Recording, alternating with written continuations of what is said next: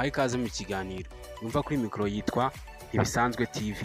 Hari abantu benshi bagira ibibazo bigiye bitandukanye bigira biti ese kubera iki abantu bapostinga video kuri TikTok rimwe na rimwe ugasanga zagiye no kuri Facebook. Ibintu abantu benshi bigiramo uruhare ariko abantu benshi muri twebwe ntabwo tubizi kandi nibanga ritwihishemo.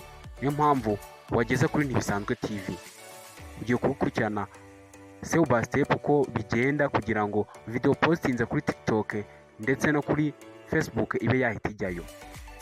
Mbahaye ikaze. Ikintu cya mbere uzakora uzahita uza kuri TikTok account yawe. Numara kugera kuri TikTok account yawe icyo uzakora ni iki? Uzahita ujya ahantu bita muri settings za TikTok yawe. Rero ni hano.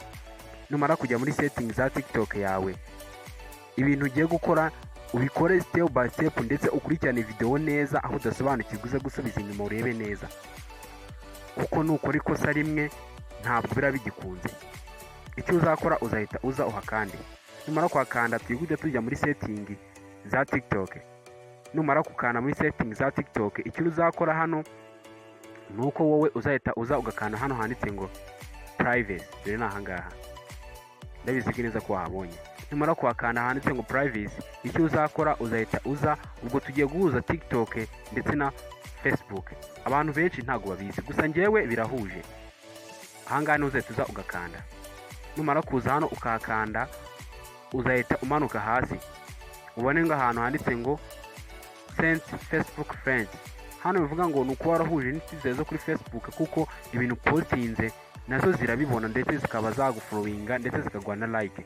Niyo musanga abantu benshi bafite views nyinshi ndetse bafite na followers benshi. Gusa njye narabikanze kandi byarakunze. Wowe icyo uzakora hano tugiye kubifunga none ntangire neza nkwereke uburyo nayo wabikora. Hano ndabifunze. Nimara kubifunga gutya kubifungura nabyo bizasaba kuba nusanga ahantu hawe uzasanga hameze gutya.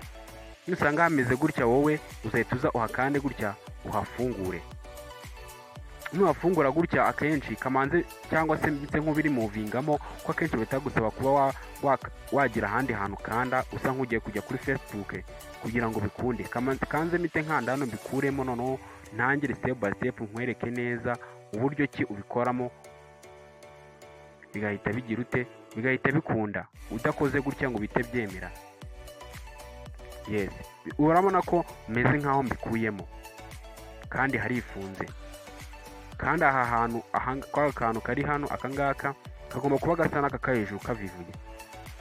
Yes, gucyo uzakora uzahita ugakandeho hano hantu hafunze. Numara kuhakanda urabona ko azatamera kuriya. Iri bara ryo hasi nubona rimeze gutya uzamenye ko TikTok yawe yahujwe na Facebook. Ibintu uzajya ushira kuri TikTok nabyo bizajya bijya kuri Facebook. Ubutanza kwereka uburyo wahuza Facebook ndetse na Instagram. Ndabashimiye mukomeze ko mwagira ibihe byiza. Niba utarakanda subscribe nicyo gihe nako kanya kugira ngo wayikanda unshyigikire mu biganiro byanjye bya buri munsi. Niba ufite ikibazo igitekerezo inyunganizi uranyandikira cyangwa se ukampamagara kuri nimero usanga muri description. Ndabashimiye mukomeze ko mwagira ibihe byiza.